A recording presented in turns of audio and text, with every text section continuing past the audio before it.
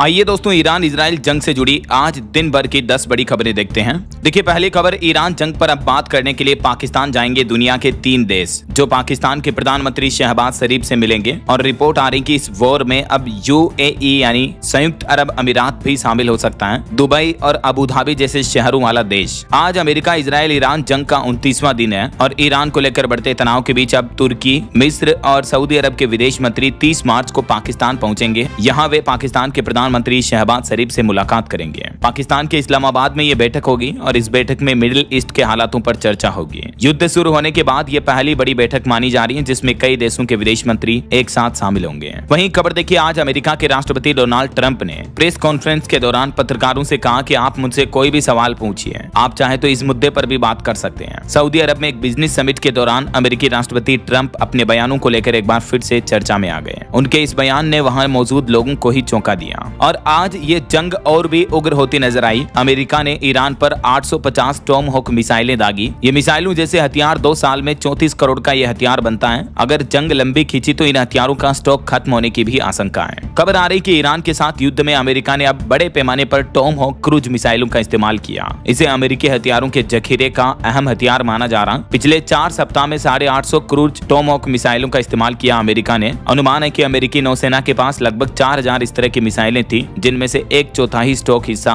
खत्म होने के कगार पर है और अमेरिकी रक्षा मंत्रालय के भीतर इसको लेकर चिंता भी बढ़ गई है। वहीं ईरान जंग के बीच आज ट्रंप बोले कि अगला नंबर क्यूबा का होगा, कब्जे के लिए सेना का इस्तेमाल कर सकते हैं, पहले कह चुके हैं क्यूबा को मैं हासिल करके रहूंगा। आज डोनाल्ड ट्रंप ने एक बार फिर से बयान देते हुए कहा कि अब वो क्यूबा देश पर भी हमला करेंगे और उस देश पर भी सीधा सीधा कब्जा करेंगे, वेनेजुएला की तरह। वहीं इन युद्ध के हालातों के बीच आज रशियन गवर्नमेंट ने एक बड़ा फैसला लिया। देखिए, रूस अब 4 महीने तक पेट्रोल नहीं बेचेगा। आने वाली 1 अप्रैल से ही कई देशों पर पेट्रोल बेचने पर बैन लागू होगा। हालांकि भारत पर थोड़े कम प्रतिबंध लगाए हैं। चीन, तुर्की और ब्राजील इन देशों पर ज्यादा असर पड़ेगा। दुनिया भर में बढ़ती क्रूड ऑयल क्राइसिस के बीच रूस ने 1 अप्रैल से 31 जुलाई तक पेट्रोल निर्यात पर रोक लगाने का फैसला किया है। रूस के उप प्रधानमंत्री और ऊर्जा मंत्रालय ने इस प्रस्ताव को तैयार करने को भी कहा है। वैसे हमारा भारत भी तेल आयात सबसे ज्यादा रशिया से करता है, उसके बाद फिर सऊदी अरब, इराक, यूएई, अमेरिका और अन्य देशों से भी भारत का तेल आयात रहता है। अभी हाल ही में आपको पता होगा, एक दिन पहले भारत और रूस के बीच एक बड़ा समझौता भी हुआ था, जिसके तहत रूस से 3 करोड़ बैरल कच्चा तेल भी खरीदेगा भारत। रिलायंस, आईओसी ने भी बुकिंग करा ली है। ईरान जंग के बीच सप्लाई बंद होने के बाद ये फैसला लिया गया। और वहीं दोस्तों, हमारे देश भारत के जम्मू कश्मीर से कई लोगों ने चंदा इकट्ठा करके ईरान को जो मदद भेजी, इस मदद पर ईरान बोला कि हम भारतीय बच्चों का गुल्लक दान करना कभी नहीं भूलेंगे, ये हमारे लिए प्यार भरा तोहफा है। मिसाइलों पर थैंक यू इंडिया लिखकर उन मिसाइलों को इजराइल पर छोड़ा। ईरान ने भारत की मदद के लिए धन्यवाद अदा किया। और बड़ी खबर आ रही है, ओमान के पास भी अमेरिकी जहाज पर IRGC का हमला देखने को मिला। लेबनान में इजराइल की भीषण बमबारी भी हुई। पश्चिम एशिया में जारी ये संघर्ष दिन ब दिन और भयावह होता जा रहा है। आज अमेरिका, इजराइल और ईरान दोनों तरफ से हमले और भी ज्यादा तेज देखने को मिले हैं। इस बीच खबर है दोस्तों, हॉर्मुज रूट से गुजर रहे भारत के 2 जहाज सुरक्षा के लिए युद्धपोत के साथ भारतीय नौसेना भी अलर्ट मोड पर है। वहीं बड़ी खबर आ रही है कि हॉर्मुज रूट पर भी ट्रंप कब्जा करने का प्लान कर रहे हैं। उन्होंने इस रूट को स्ट्रेट ऑफ ट्रंप कहकर बयान दिया, तो उनके यह बयान काफी चर्चा में है। भारत पाकिस्तान संघर्ष रोकने का भी एक बार फिर से उन्होंने दावा किया। डोनाल्ड ट्रंप उल्टे सीधे बयान देना फिर से शुरू हो गए हैं। और खबर आ रही कि ईरान के चक्रव्यूह में गिरा इजराइल, हिजबुल्लाह और हमास के बाद अब कुछ और जगहों से भी मिसाइल हमले हो रहे हैं। चौतरफा फंस चुके हैं इजराइल के प्रधानमंत्री बेंजामिन नेतन्याहू,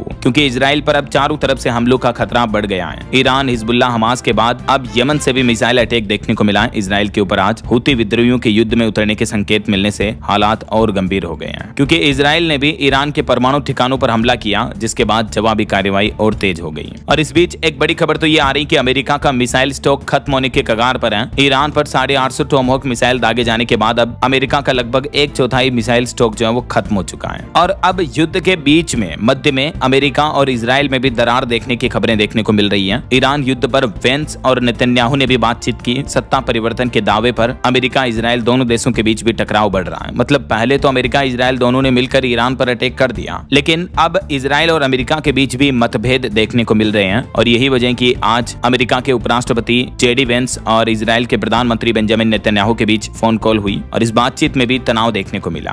वहीं खबर आ रही कि पश्चिम एशिया संकट पर एक उच्च स्तरीय समिति भी गठित की गई। अतिरिक्त 10,000 सैनिकों की तैनाती करेगा अमेरिका। और वहीं भारत के प्रधानमंत्री नरेंद्र मोदी की एक बार फिर से अमेरिका से तारीफ हुई। अमेरिका बोला कि मोदी काम पूरा करने वाले लीडर हैं। अमेरिकी दूतावास ने ट्रंप का बयान दोहराया और प्रधानमंत्री नरेंद्र मोदी की तारीफ में ये बातें कही। वहीं इधर हमारी भारत सरकार का कहना है कि ईरान में जंग के बीच भारत में लॉकडाउन लगने की आशंकाएं महज अफवाह हैं, क्योंकि हमारे देश में लॉकडाउन लगने की चर्चाएं तेज हो गई हैं, लेकिन सरकार ने एक बार फिर से इन खबरों को अफवाह बताया और सरकार ने यह भी साफ किया कि हमारे देश में एलपीजी की कोई कमी नहीं है। और एक बड़ी खबर तो ये आ रही कि मिसाइल रोकने में सफल रहा दुबई का एयर डिफेंस सिस्टम तो, लेकिन मिसाइल का मलबा गिरने से भारतीय समेत 2 लोगों की भी मौत हो गई। और कुछ भारतीयों की दास्तान देखिए दोस्तों, युद्ध के हालातों के बीच रोजी रोटी कमाने आए थे, लेकिन खाने पर ही संकट आ गया। यूपी, बिहार, बंगाल के प्रवासी बोले कि अब लौट चले। उत्तर प्रदेश के निवासी सलमान अली ने बताया कि दिल्ली में रहकर पहले से ही 2 वक्त की रोटी के लिए संघर्ष कर रहे थे, लेकिन अब गैस की किल्लत और कालाबाजारी ने और इनकी कमर तोड़ दी है। उन्होंने बताया कि प्रतिदिन 300-400 की कमाई होती थी और गैस की कीमत बाजारों में 600 से 800 रुपए प्रति किलो पहुंच चुकी है। तो ऐसे मुश्किल दौर में अब गाँव ही एकमात्र सहारा है इन मजदूरों का, श्रमिकों का। तो ये आज के दिन भर के युद्ध के हालात चल रहे हैं। बिल्कुल जुड़े रहेगा दोस्तों आप मेरे साथ। DLS न्यूज चैनल को सब्सक्राइब करके